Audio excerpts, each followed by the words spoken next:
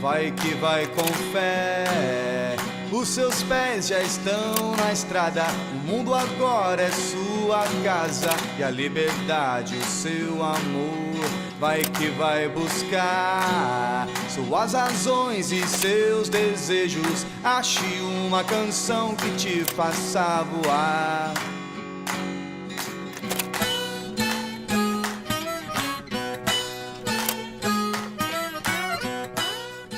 Olá, estamos aqui, Álvaro César Galvão e eu, para mais um programa Chefes do Apetite, hoje com o nosso convidado Silvio Lancelotti.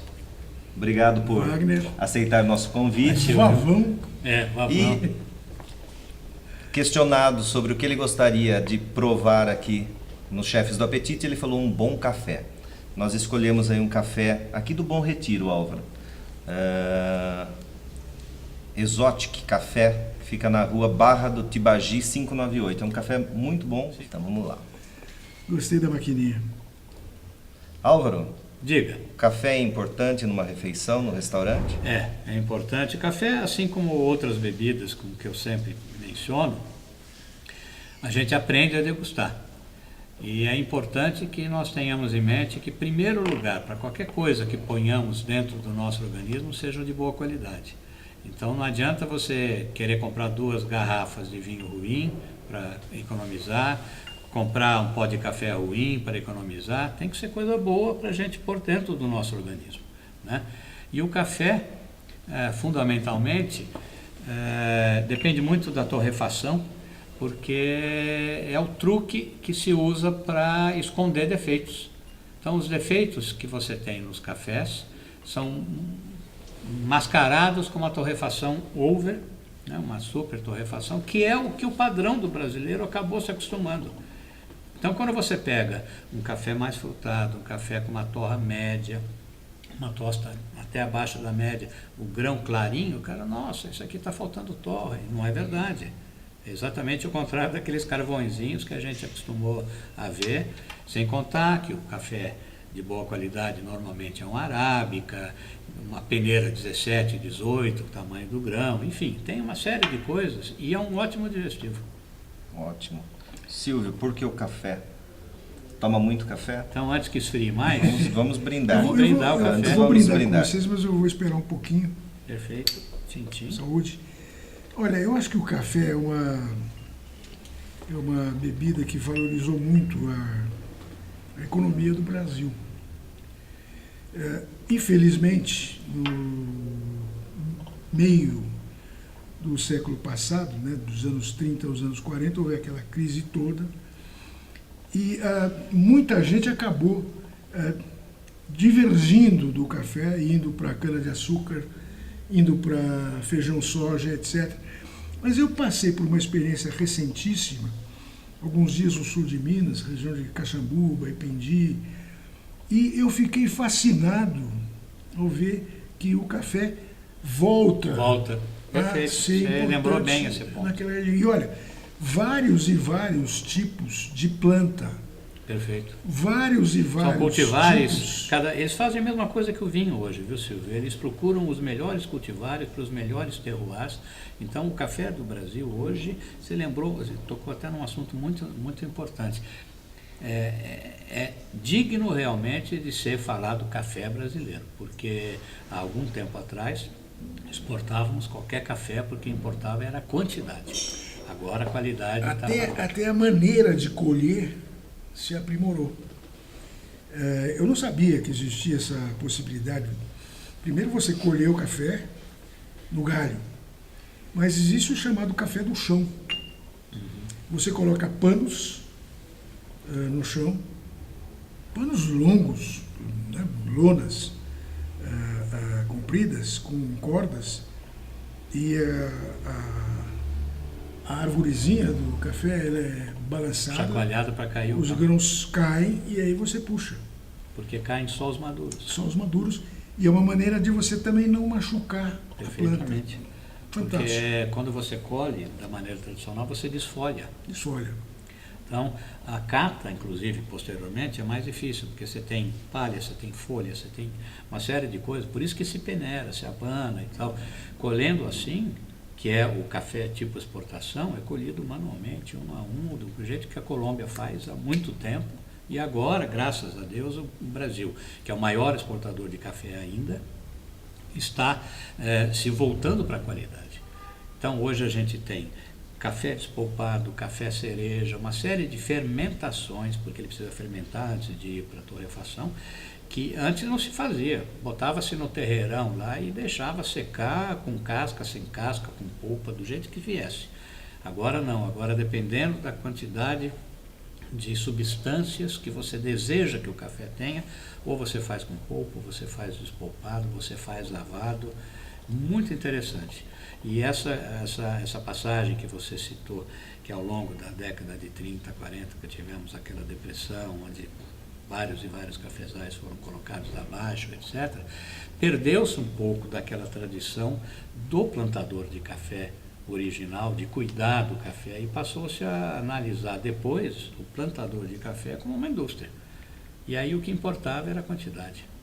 Vou aproveitar aqui, a gente sempre deixa para o final, mas eu acho que o assunto é bem conveniente, um livro da editora Bocato, Dicionário Gastronômico de Café, né, com suas receitas. Um livro bastante interessante aí para quem gosta de café. Então, Achei que se fosse dar para mim. daqui a pouco. No final. No final. Bom, o Silvio é arquiteto, jornalista, gastrônomo, escritor e comentarista esportivo. E um pizzaiolo de primeira. Pizzaiolo de Isso. primeira ainda. Silvio, como que você começou na gastronomia e como que partiu aí pro futebol, pro esporte? A gastronomia, aliás, a gastronomia e o futebol começaram paralelamente porque na minha infância, na minha adolescência até a metade da minha juventude, eu, além de já cozinhar, eu joguei muita bola. Meu pai era um cozinheiro de fim de semana, mas era um cozinheiro excepcional. Nós tínhamos um apartamento em São Vicente, aqui no litoral de São Paulo, e meu pai, passávamos férias lá, na sexta-feira, ele carregava com ele, ao invés de ele levar bagagens, ele carregava ingredientes de São Paulo. Passava no Mercadão e ficávamos brincando, né, o final de semana de fazer coisas assim. Bem típico italiano, né? Não. Juntar todo mundo na cozinha. Não, a cozinha era mínima, era o tamanho dessa mesa, o apartamento era insignificante. Pequenininho. Só cabíamos nós dois ali. E ele não deixava ninguém entrar. E coisas assim, por exemplo, cogumelos frescos no molho de pistaches e fernet. Sabe, coisas assim, elucubrações gastronômicas. E com isso eu fui aprendendo.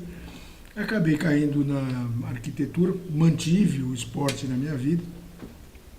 Tanto que em 65 eu fui eleito o melhor esportista da Universidade Mackenzie, que fazia futebol, jogava polo aquático, atletismo, basquete, vôlei, apesar da falta de altura.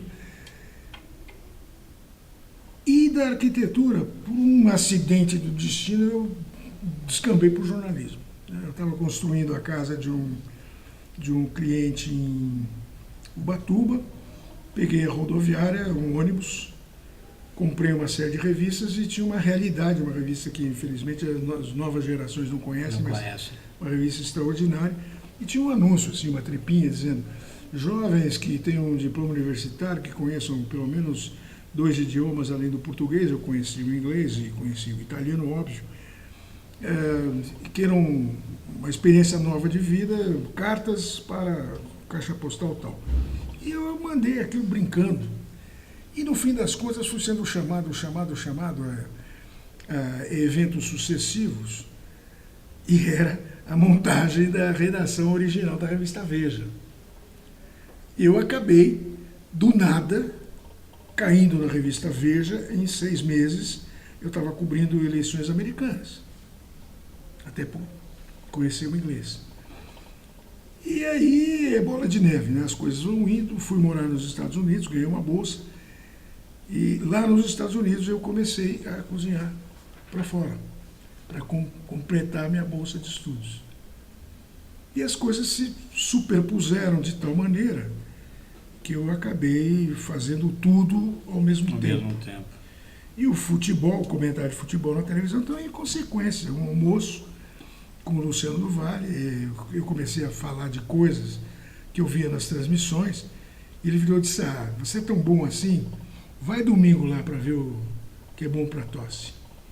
E eu disse, que jogo é? Napoli e Juventus. Fui com... Ainda mais a Juve que você Pois é é, que é o apaixonado. meu time.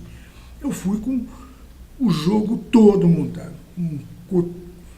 um dicionário de informações. E ele ficou impressionado. Isso aconteceu em 82 e eu comentei o futebol italiano até 2012, são 30 anos. Aí esgotou o assunto. E a gastronomia? Pois é, a gastronomia, eu já tinha essa experiência caseira com meu pai, depois essa experiência nos Estados Unidos, onde eu fazia jantares em casas de colegas, professores e etc., e ganhava por isso. De volta ao Brasil, voltei para a Veja, e houve uma crise na época da ditadura militar, tivemos que sair da Veja, seguindo os passos do grande Mino Carta, e eu fui trabalhar com Luiz Carta, o irmão do Mino, que estava lançando no Brasil a revista Gourmet. Ele falou, ele costumava comer em casa. Pô, você é um cara que sabe cozinhar, você escreve bem, é jornalista, tem noção de conjunto, você vai dirigir a Gourmet. E aí eu comecei a profissionalizar o hobby.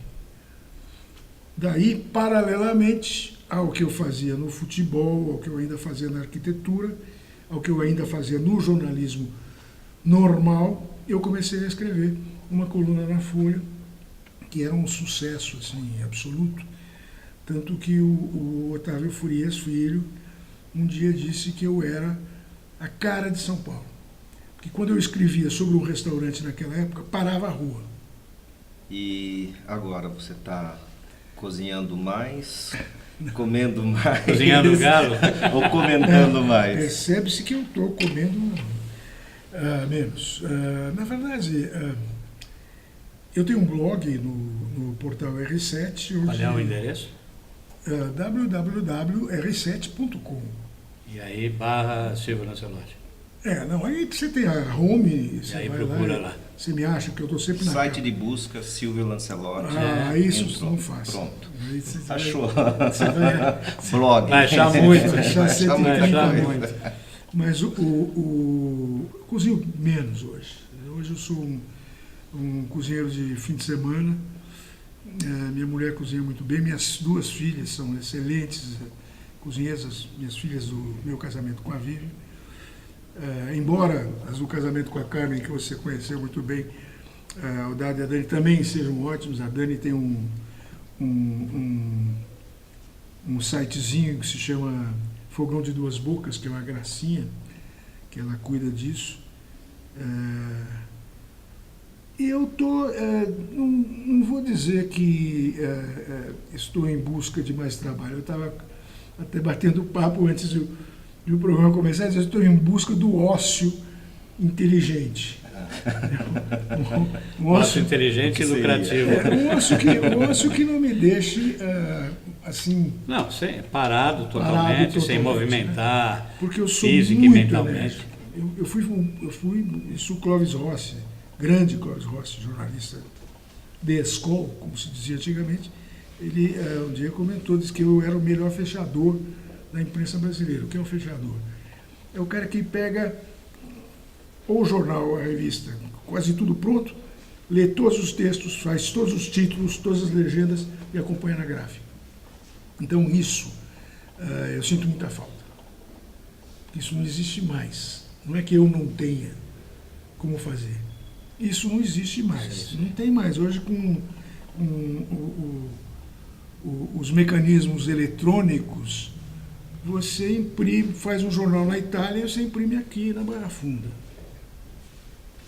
Então, muitas das funções que eu exercia já não existem. É por isso que se escreve tão mal, ou por isso que não se escreve. Não se escreve. Por isso que se cometem erros terríveis de grafia de palavras, de ortografia, de composição de frases, de gramática.